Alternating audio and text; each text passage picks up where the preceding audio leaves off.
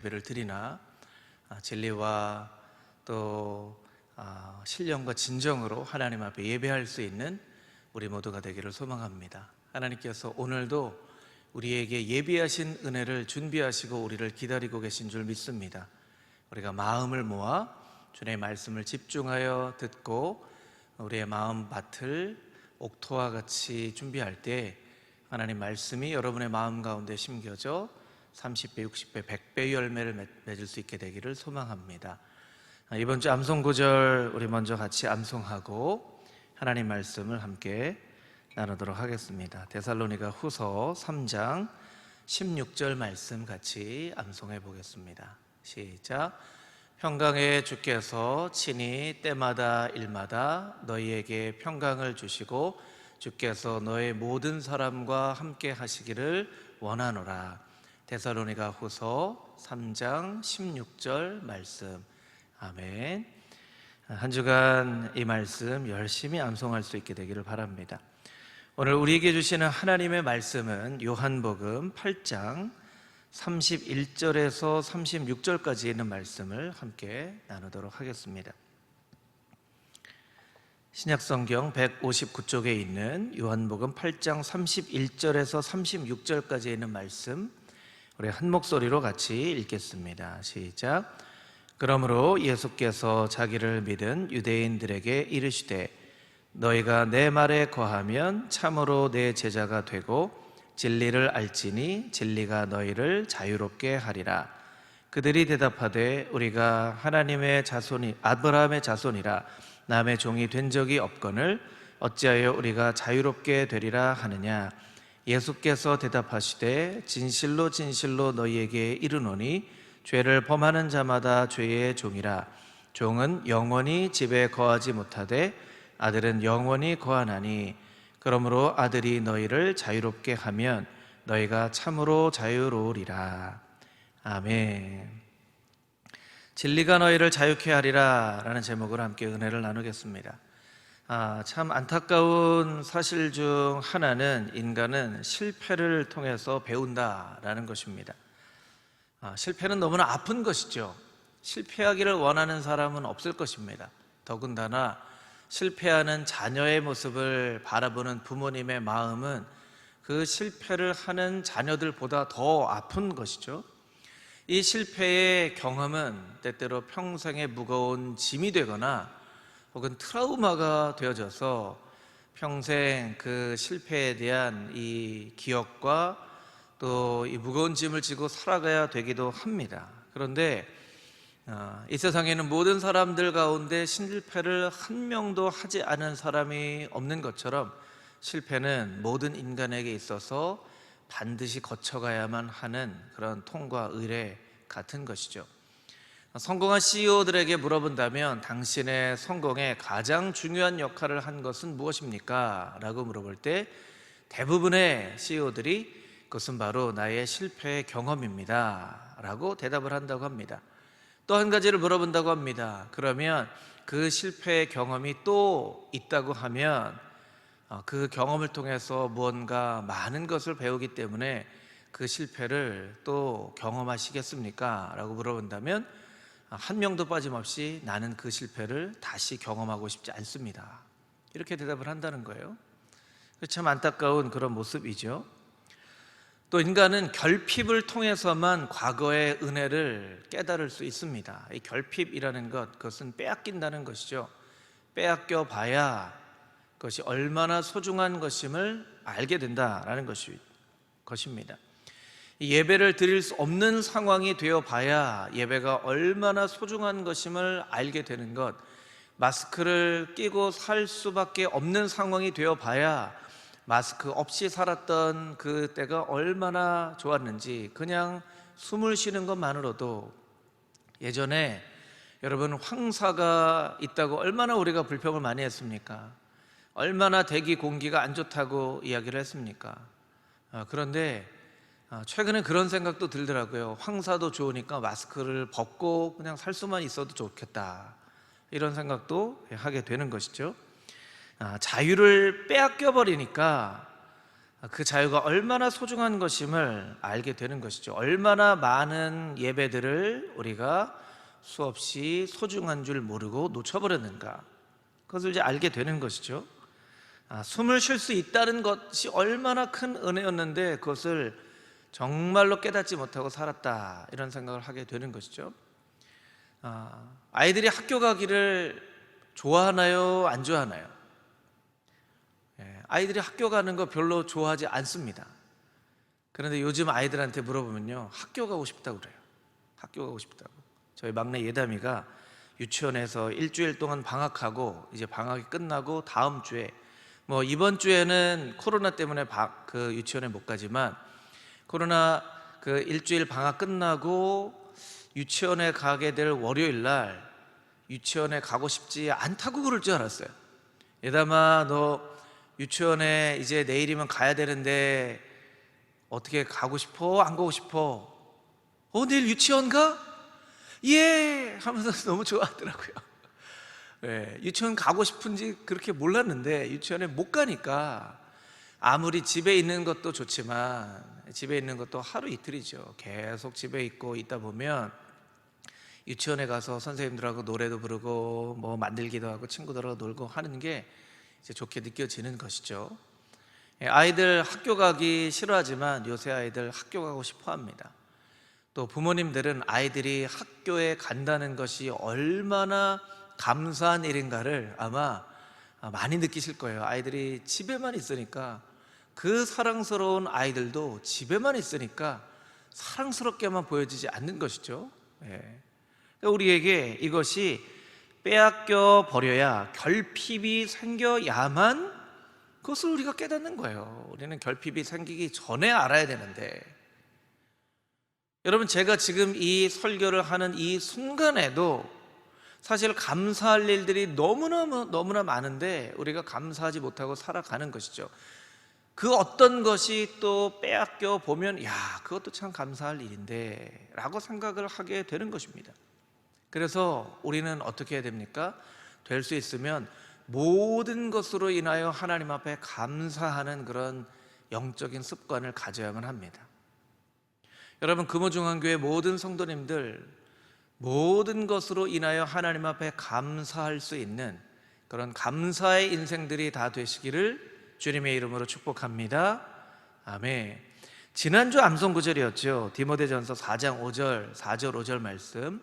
하나님께서 지으신 모든 것이 선함에 감사함으로 받으면 버릴 것이 없나니 오직 하나님의 말씀과 기도로 거룩하여짐이라. 감사함으로 받으면 버릴 것이 없다는 거예요.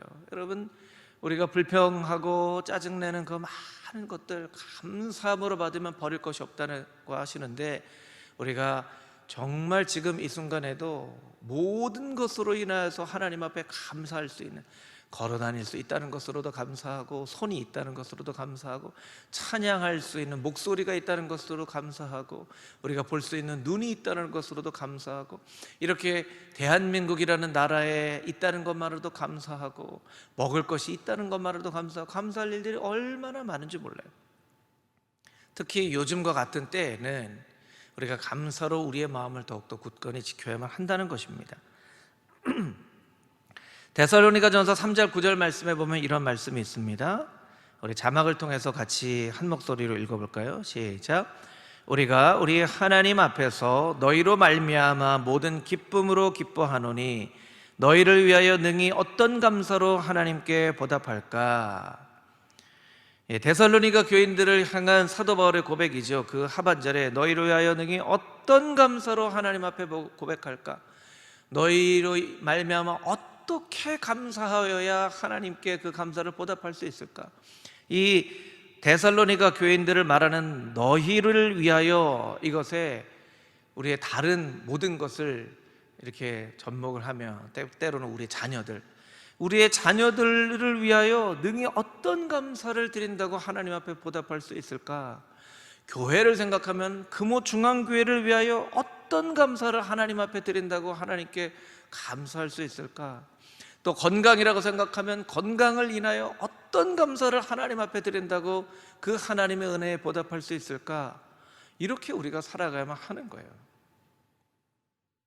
감사는 감사할 제목이 있기 때문에 감사하는 것이 아니라 모든 것으로 감사하고자 마음을 작정하면 모든 것으로 인하여 다 감사할 수 있습니다. 제목 때문에 감사하는 것이 아니라 마음으로 작정해야 감사를 할 수 있다는 것이죠. 오늘 성경 본문 말씀 요한복음 8장 말씀은 우리에게 이렇게 이야기를 합니다. 오직 진리가 우리를 자유케 할 수 있다. 우리의 자유는 오직 진리 안에서의 자유이다. 우리 저와 한 목소리로 같이 읽어볼까요? 시작. 오직 진리가 우리를 자유케 할 수 있다. 우리의 자유는 오직 진리 안에서의 자유이다. 성경은 우리에게 이렇게 이야기합니다. 우리가 생각하는 자유와 조금 다르죠. 우리가 생각하는 자유는 내 마음대로 선택할 수 있는 것이 자유인데, 성경은 진리만이 우리를 자유롭게 할 수 있다는 거예요. 우리가 누릴 수 있는 자유는 오직 진리 안에서의 자유라고 이야기를 하고 있다는 거예요. 그러니까 진리 밖에서의 자유라고 생각하는 것을 자유라고 생각하는 것은 진짜 자유가 아니라는 것이죠. 착각이라는 것이죠. 사람답게 사는 것을 인권이라고 이야기를 합니다. 오늘날 가장 중요한 것이 바로 인권이죠.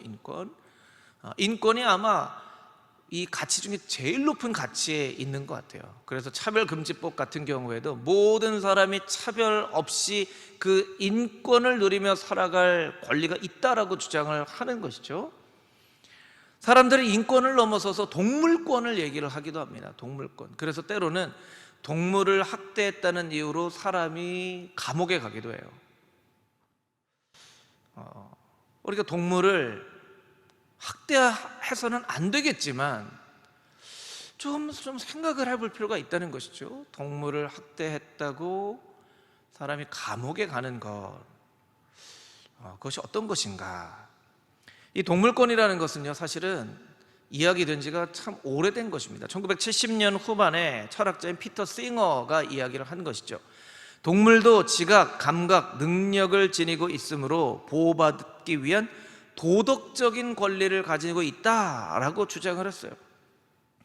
이 사람이 1973년에 동물 해방이라는 책에서 이런 얘기를 합니다. 모든 생명은 소중하다. 인간 외에 동물도 고통과 즐거움을 느낄 수 있는 생명체이다.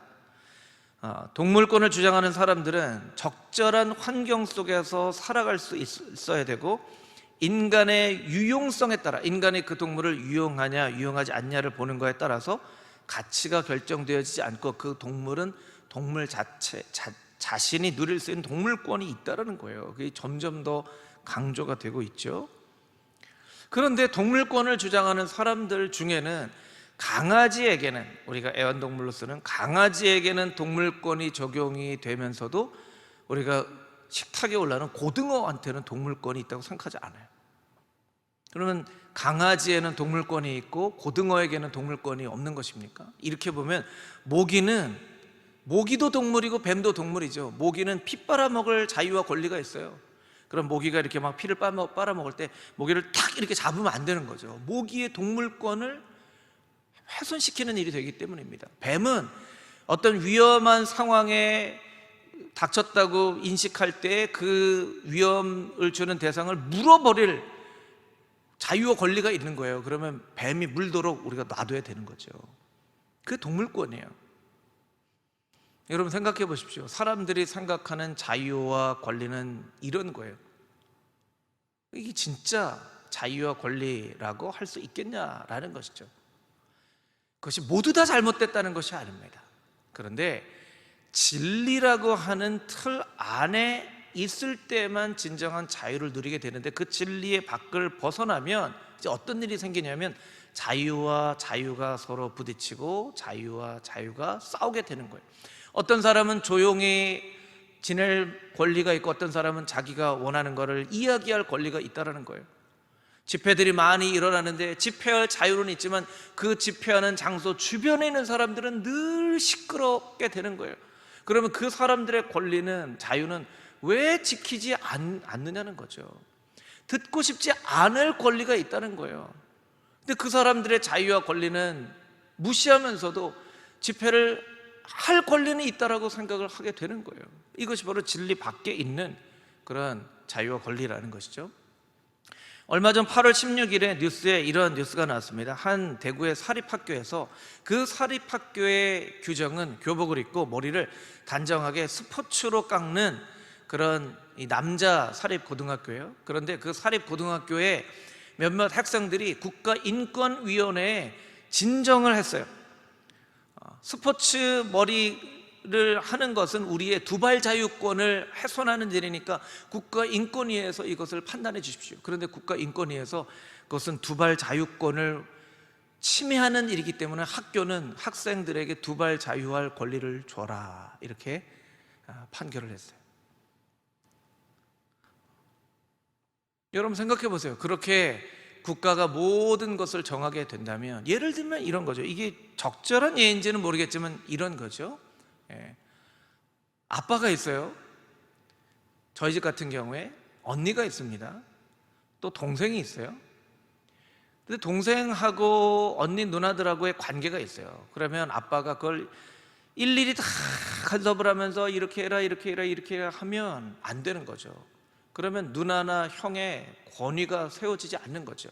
어떤 경우에는 그냥 모른 척 하더라도 아주 중요한 일들에는 아빠가 이렇게 개입을 하지만 누나가 이야기를 해야 누나도 동생하고의 관계 가운데 그런 권위를 세우게 되는 거고, 이 동생도 누나나 언니나 오빠나 형하고 그렇게 잘 지내는 거죠. 그런데 늘 아빠한테 뭘 얘기를 할 때마다 아빠가 늘 개입해서 이건 이렇게 하고 이렇게 하면 그 가정의 질서가 잘 세워질까요? 아니면 오히려 잘 세워지지 않을까요? 여러분, 이것이 이제 시작이 돼서 청소년들이 이런 권리를 국가인권위에 얘기를 할 거예요. 우리는 공부하지 않을 권리와 자유가 있다. 우리는 청소년들이지만 성을 즐길 그런 권리와 자유가 있다. 우리는 마음대로 게임할 수 있는 자유와 권리가 있다. 이거 국가인권위에서 정해달라 하면 국가인권위에서 이런 걸 다 정해주겠습니까? 그러면 만약에 이런 것들을 다 정해줬을 때 청소년들이 누릴 그 자유가 정말로 청소년들을 자유롭게 할까요? 아니면 그들에게서 자유를 오히려 빼앗는 그런 결과를 만들게 될까요? 그런 것들을 우리가 한번 생각을 해볼 필요가 있다는 거예요. 여러분, 오늘 예수님께 찾아온 이 사람들은요, 예수님의 말을 믿은 사람들이라는 거예요. 31절 말씀에 보면, 우리 자막으로 31절 말씀을 다시 한번 보여주실까요? 31절 말씀, 예수께서 자기를 믿은 유대인들에게 말씀하셨다는 거예요. 그냥 믿지 않은 사람들도 아닙니다. 믿은 사람들에게 말씀하십니다. 예수님께서 뭐라고 말씀하셨죠? 첫 번째, 너희가 내 말에 거하면. 두 번째, 참 제자가 되고. 세 번째, 진리를 알지니. 네 번째, 진리가 너희를 자유롭게 하리라. 그러니까 예수님의 진짜 메시지는 무엇입니까? 너희가 내 말에 거해야 된다. 너희가 내 말을 믿는 그 순간의 결단으로 충분하다고 생각하지 말고, 그 나를 믿는 그 믿음의 순간의 결정 이후에 내 말에 거하는 삶을 살도록 열심히 노력을 해야만 너희가 내 제자가 될 것이고, 내 제자가 되어야지만 진리라는 것이 무엇인지 알게 된다는 거예요. 진리는 아주 단편적인 것이 아니라 종합적으로 예수님께서 이 땅 가운데 오셨던 그 모든 삶을 다 이해할 때의 진리가 무엇인지를 정확하게 이해할 수 있기 때문에 내 말에 거하는 삶을 살아가고 내 제자가 되고, 그때야 진리를 알게 되면 그 진리가 너희를 자유롭게 할 것이라고 말씀을 하셨는데, 이 사람들은 맨 마지막 말씀, 우리는 아브라함의 자손이라 누구의 종이 된 적이 없는데 뭘 우리가 자유롭게 되나요? 그렇게 얘기를 하는 거예요. 그 예수님의 말씀을 정확하게 이해하지 못한 것이죠.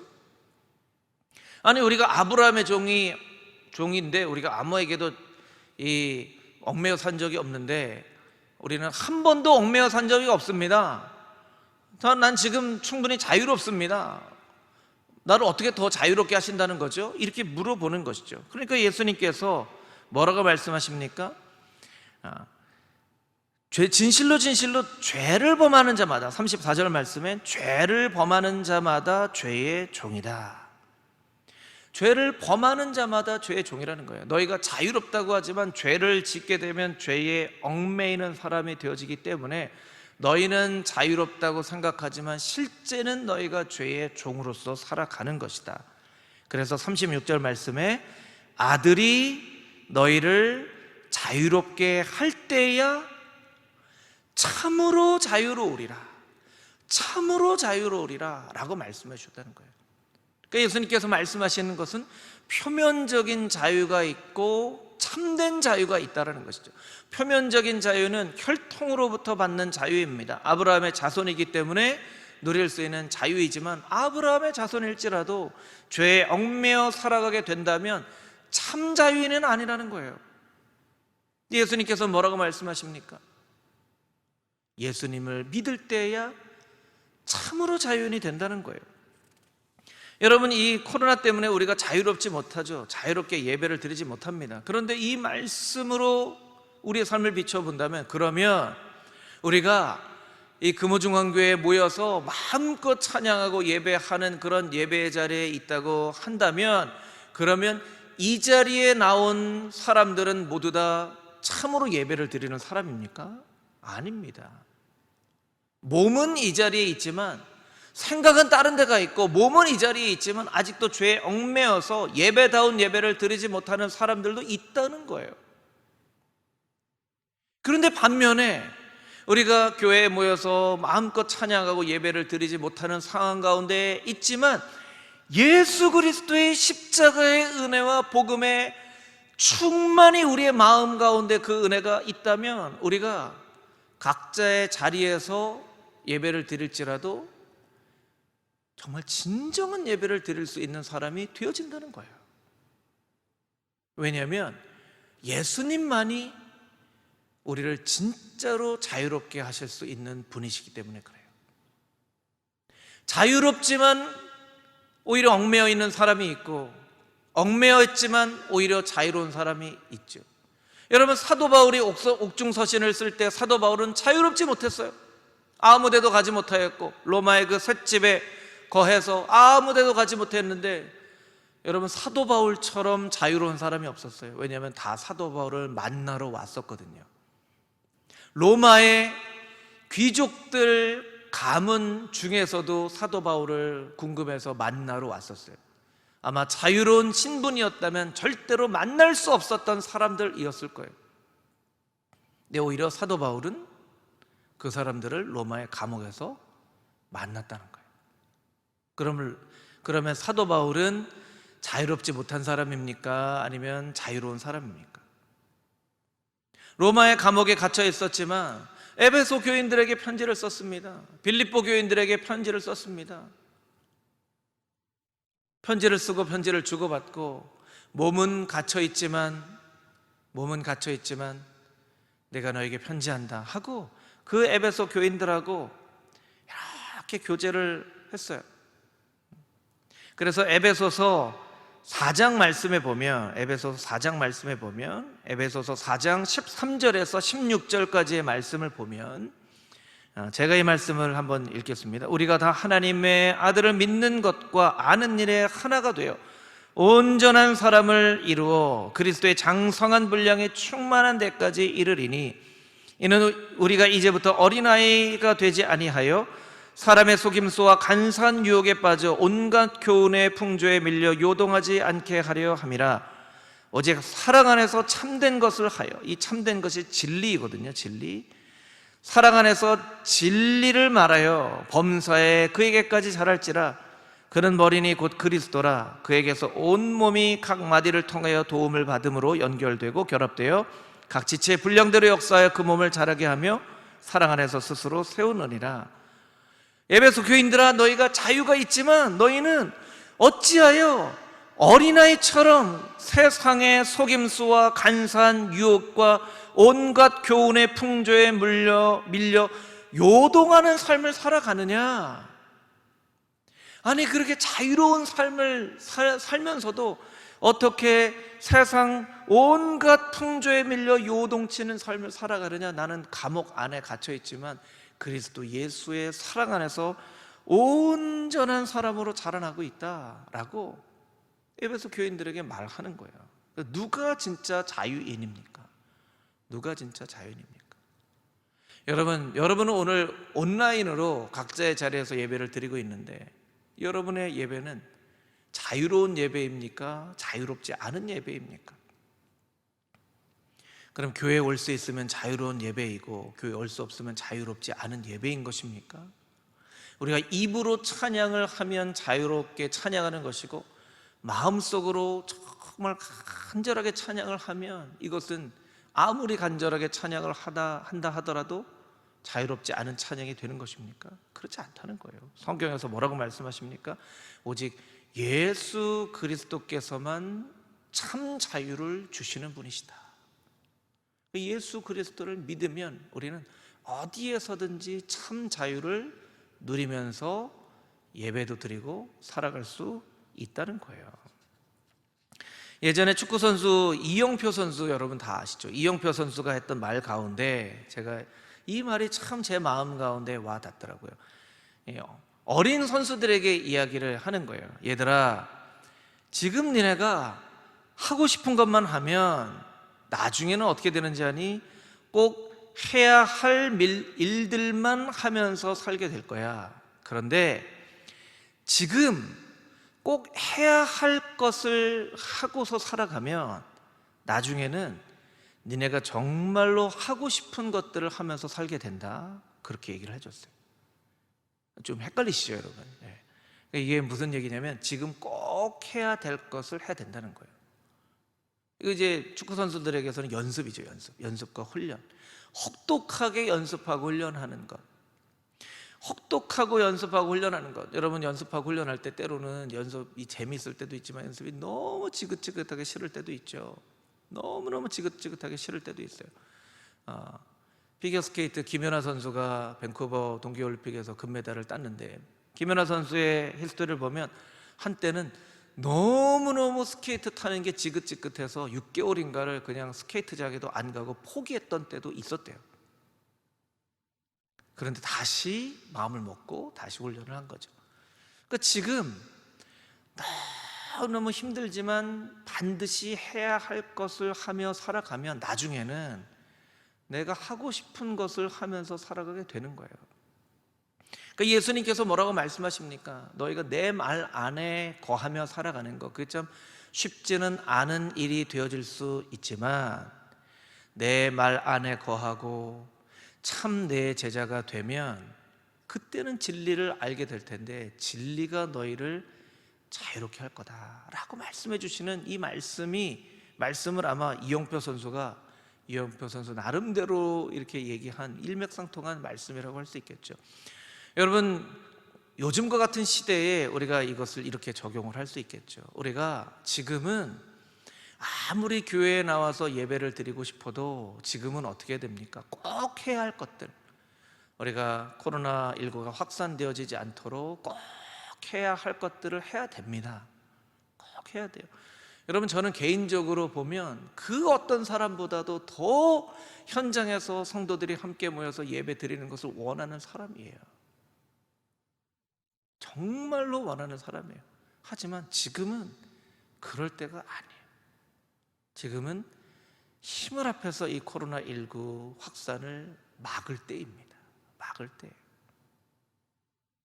여러분 외출도 삼가해 주시고 개인적으로 정말 코로나19가 퍼지지 않도록 노력을 해야 됩니다. 그래서 지금 조금 힘들더라도 지금 우리가 꼭 해야 할 일들을 하면 나중에는 우리가 하고 싶은 대로 원하는 대로 함께 예배 드리고 할 수 있습니다. 이것을 신앙의 문제로 흑백의 문제로 할 일이 아니라는 거예요. 여러분 지금은요 힘을 합해서 코로나19를 이겨야 될 때예요. 저는 뉴스를 보면서 요즘에는 가장 마음 아픈 게 자꾸 싸우는 일이 일어나는 거예요. 시시비비를 가리는 일이 일어나는 거예요. 마음 가운데 좀 그런 생각이 들었습니다. 좀 지금은 싸울 일이 있더라도 싸움을 좀 뒤로 미루고 이 어려움을 이겨나갑시다. 우리가 함께 지금 싸울 일을 그대로 덮어놓고 지금은 우리가 코로나19를 이겨냅시다. 집중호우로 수해를 겪고 또 태풍까지 몰려온다고 하는데 이 백성들의 마음은 정말 어려운데 뉴스만 봐도 조금 격려가 되고 좀 마음의 위로가 될 뉴스가 돼야 되는데 뉴스를 펴면 싸우는 얘기, 뭐가 옳다는 얘기, 니 탓이라는 얘기, 이런 얘기가 가득하니까 참 마음도 너무 어려운 거죠. 마음도 어려워요. 교회가 100% 잘못한 것도 아니지만 또 교회를 통해서도 많은 확진자가 생겨진 것이 맞습니다. 정말로 많은 교회들이 코로나19와 열심히 싸웠지만 또 몇몇 이렇게 몰지각하게 행동하는 교회들이 그런 역할들을 했어요. 그러면 저 교회는 내 교회가 아니니까 나는 책임이 없다 얘기할 수 있겠습니까? 이건 그냥 우리 모두의 책임이라고 생각을 해야 됩니다. 그리고 이 어려움을 이겨내야 되겠죠. 무엇보다도 우리의 마음 가운데 감사를 잃어버리지 않도록 모든 일에 감사할 수 있는 우리의 마음이 되어야만 합니다. 그리고 하나님의 말씀 안에 거하는 삶을 사셔야 됩니다. 오늘 하나님께서 우리에게 뭐라고 말씀하셨습니까? 너희가 내 말에 거하고 참 내 제자가 되면 그때는 진리를 알게 될 텐데 그 진리가 너희를 자유케 할 것이다. 그러니까 우리가 하나님의 말씀 안에 거해야 되겠죠. 하나님 말씀 안에 거하는 삶을 살겠습니다. 열심히 암송도 하고 통독도 하고 열심히 말씀도 듣고 내 각자의 상황에서 정말 열심히 말씀과 함께 동행하는 삶을 살겠습니다. 그렇게 살아야만 세상의 속임수와 간사한 유혹과 온갖 교훈의 풍조에 밀려 요동하는 그런 사람처럼 살지 않는, 흔들리지 않는 삶을 살아갈 수 있다는 것입니다. 금호중앙의 모든 성도님들이 말씀 안에 거하고 그 진리가 우리를 자유케 하시는 참된 자유를 누리며 살아갈 수 있는 그런 금호중앙의 모든 성도님들이 다 되시기를 주님의 이름으로 축복합니다. 아멘.